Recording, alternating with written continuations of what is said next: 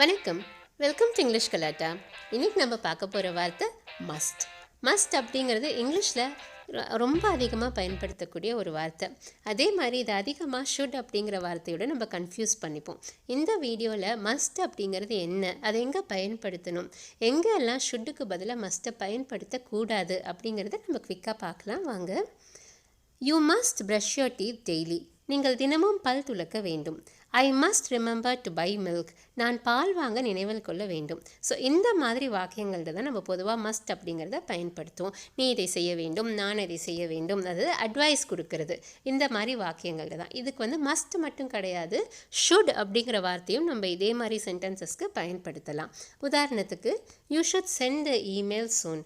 நீங்கள் விரைவில் மின்னஞ்சல் அனுப்ப வேண்டும். I should buy a new dress. நான் ஒரு புதிய ஆடை வாங்க வேண்டும். ஸோ இந்த சென்டென்சஸ் ரெண்டும் பார்த்தீங்கன்னா you should do this, I should do this, நீ இதை செய்ய வேண்டும், நான் அதை செய்ய வேண்டும் அப்படின்னு தான் இருக்குது. ஸோ இந்த மாதிரி சூழ்நிலைகளில் மஸ்ட் ஷுட் ரெண்டுமே பயன்படுத்தலாம். ஏதாவது டிஃப்ரென்ஸ் இருக்கான்னு கேட்டால் ஆமாம், ஒரு பெரிய டிஃப்ரென்ஸ் இருக்குது. அது என்னன்னு பார்த்தீங்கன்னா, ஷுட் அப்படிங்கிறது பொதுவாகவே நம்ம சொல்லக்கூடிய அட்வைசஸ், ரெக்கமெண்டேஷன்ஸ், ஆர்டர், இதுக்கெல்லாம் நீ இதை செய் அப்படின்னு கட்டளையிட்டாலோ இல்லை நீ இதை செய் அப்படின்னு அட்வைஸ் கொடுத்தாலோ இது ரெண்டுக்குமே நம்ம ஷுட் அப்படிங்கிறத பயன்படுத்தலாம். இது நார்மலாக ஒரு கட்டாய தோரணையை அந்த வாக்கியத்துக்கு கொண்டு வரும். அதே மஸ்ட் அப்படிங்கிறது பார்த்தீங்கன்னா ஷுட் அப்படிங்கிறத விட ஒரு படி மேல், அதாவது ஆலோசனை விட வலிமையானது, ரொம்ப ஸ்ட்ராங்கான அட்வைஸ். ஏன்னா நம்ம அதுக்கு ஒரு காரணமும் சொல்லுவோம். அதுக்கு ஒரு காரணம் இருக்கும். இங்கே சட்டம் இதுதான், அதனால் நீ இதை செய்ய வேண்டும், இல்லை உன் கடமை இதுதான், அதனால் நீ இதை செய்ய வேண்டும் அப்படின்னு ஒரு ஸ்ட்ராங்கான காரணம் சொல்லி, அதனால ஷுட் அப்படிங்கிறத விட ஸ்ட்ரிக்டாக நீ இதை செய்யணும்ப்பா, வேறு வழியே கிடையாது அப்படின்னு சொல்லும்போது மஸ்ட் அப்படிங்கிற வார்த்தையை பயன்படுத்தலாம். எந்த மாதிரி சூழ்நிலைகளில் இதை யூஸ் பண்ணக்கூடிய தேவை வரும் அப்படின்னு பார்த்தீங்கன்னா, கடமைகள் பற்றி சொல்கிறதுக்கு ஆப்ளிகேஷன், அல்லது சட்டம், விதிகள், இதை பற்றி சொல்கிறதுக்கு. ஸோ இந்த மாதிரி சூழ்நிலைகளை நம்ம ஒன்று ஒன்றா பார்க்கலாம் எடுத்துக்காட்டோட. அதுக்கப்புறமா சென்டென்ஸ் ஸ்ட்ரக்சர் எப்படி இருக்கணும்னு பார்க்கலாம். இப்போ இந்த 2 சென்டென்சஸ் பாருங்கள். You must where a helmet. நீங்கள் ஹெல்மெட் அணிய வேண்டும். Students must come before 9 AM.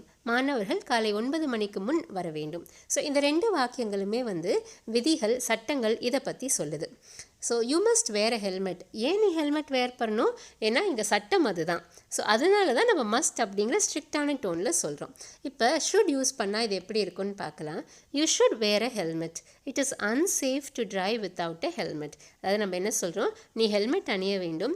Helmet அணியாமல் 2 சக்கர வாகனம் ஓட்டுனேன்னா உனக்கு ரொம்ப ஆபத்து. ஸோ இது நம்ம பர்சனலாக ஒரு அக்கறையில் சொல்கிற ஒரு அட்வைஸ். ஆனால் அது கொஞ்சம் ஸ்ட்ராங்காக சொல்கிறதுக்காக ஷுட் அப்படிங்கிறத பயன்படுத்துகிறோம்.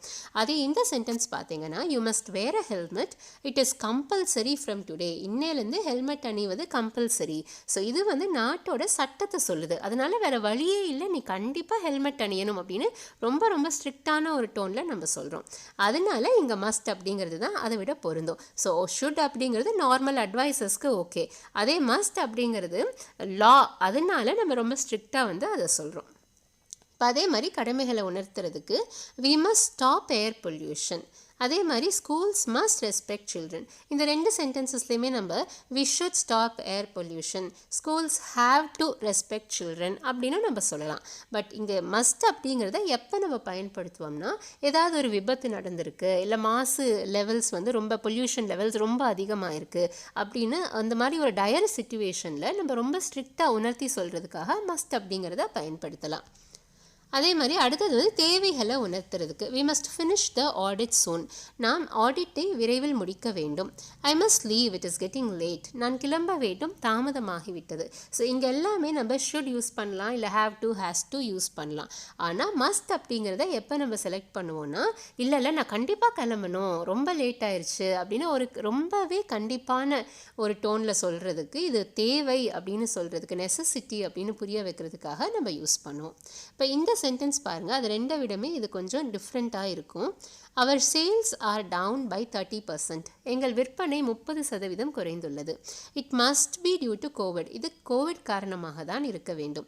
ஸோ இங்கே நம்ம என்ன சொல்கிறோம், சேல்ஸ் குறைஞ்சிருச்சு அப்படிங்கிறது ஃபேக்ட். ஆனால் இதுலேருந்து நமக்கு தெரியறது என்னென்னா, கொரோனானால சேல்ஸ் அடிப்படுது, பாதிப்படையுது. ஸோ இங்கே நம்ம மஸ்ட் யூஸ் பண்ணுறதுனால என்ன சொல்ல வரும், வேறு காரணமே இருக்காது, கண்டிப்பாக கோவிட்னால தான் இது நடந்திருக்கும் அப்படின்னு அப்படின்னு சொல்கிறோம். அதே மாதிரி she is always active on Facebook. அவள் எப்போதும் ஃபேஸ்புக்கில் இருக்கிறாள். She must have lots of friends. அவளுக்கு நிறைய நண்பர்கள் இருக்க வேண்டும். ஸோ இங்கேயும் நம்ம சொல்ல வர்றது என்னென்னா, இது ஒன்று தான் காரணமாக இருக்க முடியும். ஏன்னா அவள் எப்போவுமே ஃபேஸ்புக்கில் இருக்கா. அப்போ அதுலேருந்து நமக்கு என்ன தெரியுது, கண்டிப்பாக அவளுக்கு ஃப்ரெண்ட்ஸ் நிறையா இருக்கும், வேறு டவுட்டே இல்லை அப்படின்னு சொல்ல வரும். ஸோ இப்போ நம்ம ஒரு வாக்கியம் இங்கிலீஷில் அமைக்கிறோம்னா அங்கே ஷுட் யூஸ் பண்ணணுமா, have to, has to use பண்ணணுமா, இல்லை மஸ்ட் யூஸ் பண்ணணுமா, இதை நம்ம எப்படி கண்டுபிடிப்போம்னு பார்த்தீங்கன்னா, நம்ம சொல்கிற சூழ்நிலை என்ன. நார்மலாக வந்து கேஷுவலாக நீ இதை பண்ணிடு அப்படின்னு சொல்லணும்னா ஹேவ் டு. அதே வந்து கொஞ்சம் ஸ்ட்ரிக்டான ஒரு டோனில் ஸ்ட்ராங்காக சொல்லணும்னா ஷுட்.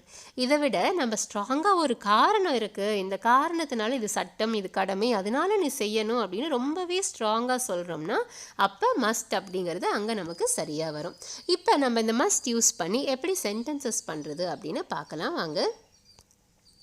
மாணவர்கள் தங்கள் பேச்சு திறனை வளர்த்தி கொள்ள வேண்டும். இந்த சென்டென்ஸை நம்ம இங்கிலீஷில் இப்போ மாற்ற போகிறோம்.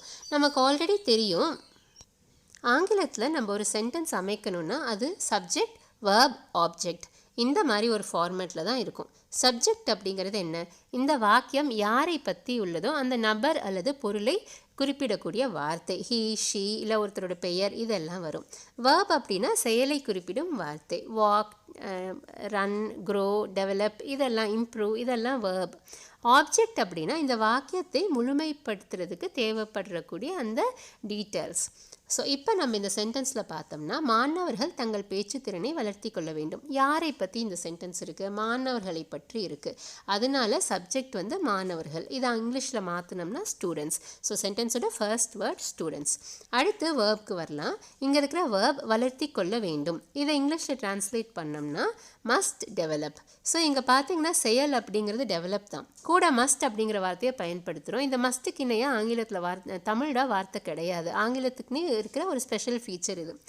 ஏன் அப்படின்னா இந்த மஸ்ட், கேன், குட், ஷுட் இந்த மாதிரி வேர்ட்ஸ் எல்லாம் develop, walk, talk, grow, improve இந்த மாதிரி செயலை குறிப்பிடும் வார்த்தை கூட சேர்த்து சொல்லுவோம். எதுக்குன்னா அங்கே வந்து எக்ஸ்ட்ராவாக ஒரு டோன் கொடுக்கறதுக்கு, ஸ்ட்ரிக்டான ஒரு டோன், ஸ்ட்ராங்கான ஒரு டோன், நடக்கலாம், நடக்காமையும் போகலாம், இந்த மாதிரி ஒரு டோன் கொடுக்கறதுக்கெல்லாம் நம்ம பயன்படுத்தலாம். ஸோ நம்ம பொதுவாகவே இந்த மாதிரி வார்த்தைகளை மாடல் வேர்ப்ஸ் அப்படின்னு சொல்லுவோம். அதாவது வேர்ப் தான், ஆனால் வந்து மாடல் வேர்ப், அதாவது ஒரு நடக்கலாம், நடக்காமையும் போகலாம், நடந்தால் அது எப்படி நடக்க வேண்டும், இந்த மாதிரி மூட சொல்லக்கூடிய வேர்ப்ஸ். நார்மலாக செயலை சொல்லக்கூடிய வேர்ட்ஸ் கிடையாது. அடுத்தது நமக்கு வேணுங்கிறது ஆப்ஜெக்ட். ஸோ அந்த சென்டென்ஸை நிறைவுபடுத்துறதுக்கு என்ன வேணும், ஸ்டூடெண்ட்ஸ் மஸ்ட் டெவலப் அப்படின்னு சொல்லிட்டோம். எதை டெவலப் பண்ணணும், தங்கள் பேச்சு திறனை.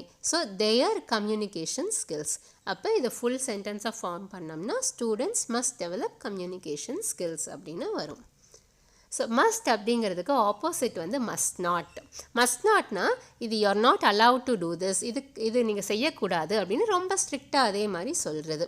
ஸோ இதுக்கான ஒரு எடுத்துக்காட்டு, Kumar must not see horror movies, he is a heart patient. Kumar horror படங்கள் பார்க்கக்கூடாது, ஏனால் அவர் ஒரு இதய நோயாளி. ஸோ இங்கே நம்ம பார்த்தீங்கன்னா மஸ்ட் நாட் அப்படிங்கிறது சுருக்கி மஸ்ன்ட் அப்படின்னு எழுதுவோம். MUSTN அப்போஸ்டஃபி T போடுவோம். நம்ம வந்து சொல்லும்போது இதையும் மஸ்ட் நாட் அப்படின்னு தான் சொல்லுவோம். எழுதும்போது சுருக்கி எழுதுறதுக்கான ஒரு வடிவம் இது. ஸோ மஸ்ட் நாட் அப்படின்னா கண்டிப்பாக செய்யக்கூடாத ஒன்றை நம்ம சொல்கிறதுக்கு மஸ்ட் நாட் அப்படிங்கிறத பயன்படுத்தலாம். ஸோ இப்போ உங்களுக்கு இந்த மஸ்ட் அப்படிங்கிற வேர்ட் ஈஸியாக புரிஞ்சிருக்குன்னு நினைக்கிறேன். நீங்கள் டெய்லி லைஃப்பில் வீட்டிலே ஆகட்டும் இல்லை ஆஃபீஸ்லேயே ஆகட்டும் இந்த மஸ்ட் நாட் அப்படிங்கிற வேர்ட்ஸை யூஸ் பண்ணி சென்டென்சஸ் பண்ணி பாருங்கள். உங்களுக்கு கண்டிப்பாக அது ஈஸியாக வரும். ஏதாவது உங்களுக்கு டவுட்ஸ் இருந்தால் நம்ம கமெண்ட் செக்ஷனில் போடுங்க, நான் ஆன்சர் பண்ணுறேன். இந்த வீடியோ பிடிச்சிருந்ததுன்னா மறக்காமல் லைக் பண்ணுங்கள், உங்கள் ஃப்ரெண்ட்ஸுக்கும் ஷேர் பண்ணுங்கள். தொடர்ந்து உங்கள் இங்கிலீஷை நீங்களே இம்ப்ரூவ் பண்ணிக்கக்கூடிய வீடியோஸ் பார்க்குறதுக்கு நம்ம இங்கிலீஷ் கலாட்டாக்கு சப்ஸ்கிரைப் பண்ணுங்கள். தேங்க்யூ ஃபார் வாட்சிங் இங்கிலீஷ் கலாட்டா.